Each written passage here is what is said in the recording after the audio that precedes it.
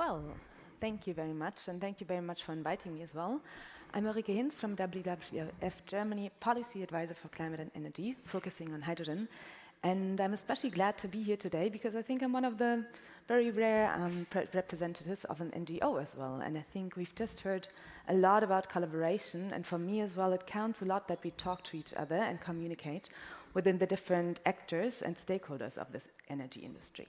And I think it's really important that NGOs, business, academia, politics, and all the stakeholders talk to one another, especially having such a great chance nowadays with the green and, in general, hydrogen economy, which is going to arise now. So for me, the hydrogen economy bears a huge chance, really. Like, we're at the start of it. We're just seeing an industry develop, which will be huge, which we all know, which we're all part of, and we can all shape it together. So for me, the hydrogen economy really bears a chance for decarbonization and defossilization of relevant industrial and transport sectors. It also bears a huge economic and development policy potential, nationally and worldwide. It helps to accelerate climate protection strategies and the energy transition. We already heard about that. And of course, it also really strengthens international cooperation and diversification of energy demands. So I think we're at the point where we can all really work together and make sure that this hydrogen economy will be something great and something huge. And there's a lot of business potential for all the international stakeholders, but also for Germany and a lot of German national actors. And I want to take you on like a small experiment right now, just thinking about what could be the worst hydrogen, which maybe we don't want to have in 10, 20, 30, 40 years. And I know this might be a little bit exaggerated, of course, but just bear with me.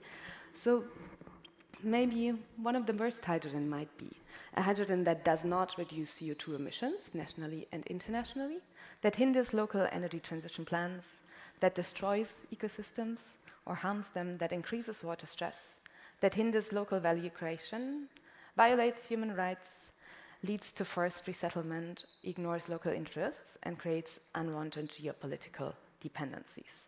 And I'm pretty sure this is not going to happen. So this could just be like one of the possibilities if everything would go really wrong.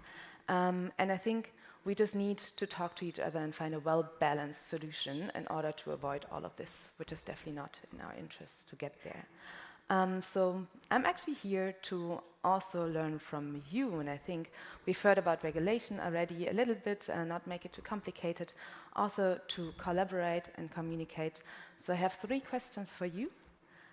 These are actually offline, so not with Slido, so I would ask you to raise your hands, and I will always ask the question and then give you a yes possibility, a no possibility, and the possibility to say, I'm not sure, I don't know, maybe. So my first question would be, who here in the audience believes that it is necessary to create an international standardization or certification scheme for the production and trade of hydrogen products? If you think so, please, yes, raise your hand. Thank you. Yeah, great. If you don't think so, no, please raise your hand now. And if you're not sure, I don't know, maybe, then no, raise your hand, please. Okay, great. So sum it up for also the online audience and for all of you here. I think I was around 95% saying, yes, we do need it. Maybe 1 or 2% rather on the no side and 2 to 3% on the maybe side. Thank you very much. Going into the next question, who believes that an international standardization or certification scheme can reduce risks, hence increase investment security? Yes? Thank you, and maybe also look around, because that's interesting. Who says no? I don't think so. And who says maybe? I don't know, in between.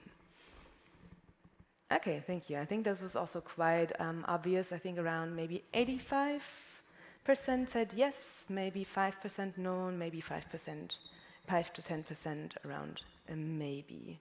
Okay, great. And then the last question to you now. Who believes that an international standardization or certification scheme could result in very or even too high standards, hence hinder the market uptake? Yes?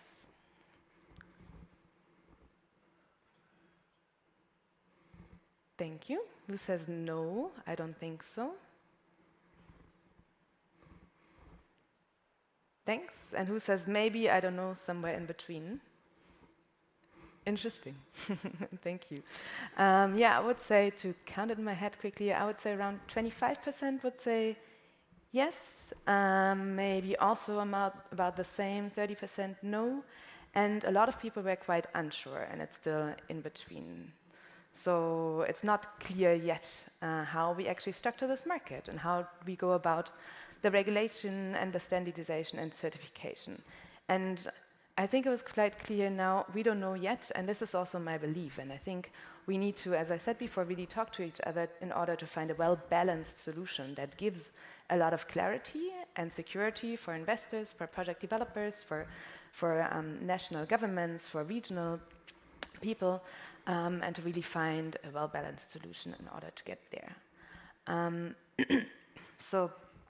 And this is also what the world thinks a little bit now. I don't know if you followed it, but at COP28, 37 countries signed an agreement on hydrogen for the recognition of the importance of certification and standardization, but also of the mutual recognition of certification and standardization schemes, because of course we right now have a lot of initiatives working at the same, towards the same goal.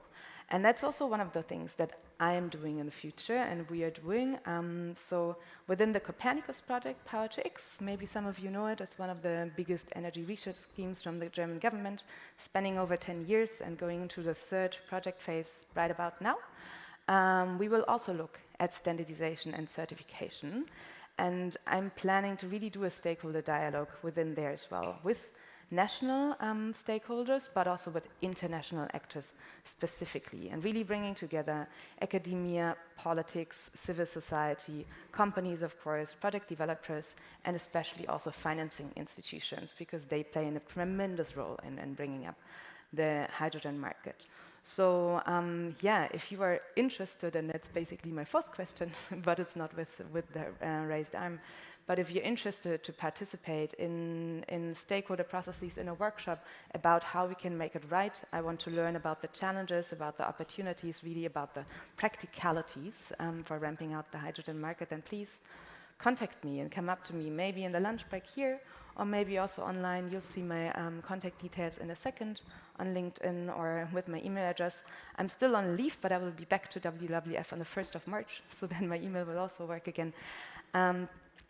Yeah, and I think it's really important that we talk to each other and can develop this together. Yeah, thanks for that. And I think we have some more time for questions. Yes.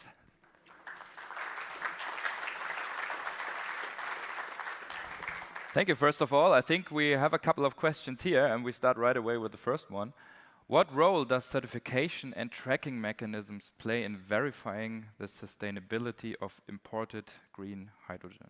Yeah, I think it really depends on the system that we will create eventually. We all know a lot of regulatory systems already, I think. We know the RED 2 and 3, for example, with the delegated acts. Maybe some of you know Certify, H2 Global, Climate Bonds Initiative, the Green Hydrogen Organization. Like all of these are initiatives that are being developed at the moment, and some of them are rather concentrating on the CO2 emissions, some of them, on other sustainability criteria. So these are really initiatives where you can see how it is being fostered, like what kind of hydrogen needs to be produced in order to be accepted from a governmental import, from a company decision, what kind of quality of hydrogen do I want to take. And also just maybe circling back, because I just threw in there a lot of initiatives that are happening at the moment and that might become voluntary schemes by the European Commission as well. Like in our project, of course, we will not start at zero at all. I will look at all of these different certification schemes as well, and then see what is useful, like what is practical as well. Mm-hmm. Next up, someone thinks the local decentralization of hydrogen production is also a good step in terms of sustainability. For example, transport costs. How do you see that? Yeah, absolutely. I think this is one of the criteria on where to build renewable plants and where to scale up hydrogen production. And I think like bigger projects can happen, but also decentralized products are very, very good in order to cater for the national hydrogen demand, which will probably also change. I think also a couple of like value streams will change in the future in a lot of countries. But definitely, I think there needs to be a good balance between decentralized and centralized hydrogen, also when it comes to, of course, grid stability. Final question, very quick answer. Can we answer the main question? Is still green hydrogen, is it green if we import it? That really depends on the factors that we lay together, but I think so, yes, of course. I think if we look at the overall CO2 emissions, including the transport and all of it, of course it can also still be green. Perfect. I know we have a couple of more questions. Ulrike will be around for answering them. Get in touch if you want to talk to Ulrike. Thanks a lot for sharing these insights with us. Ulrike Hinz, ladies and gentlemen.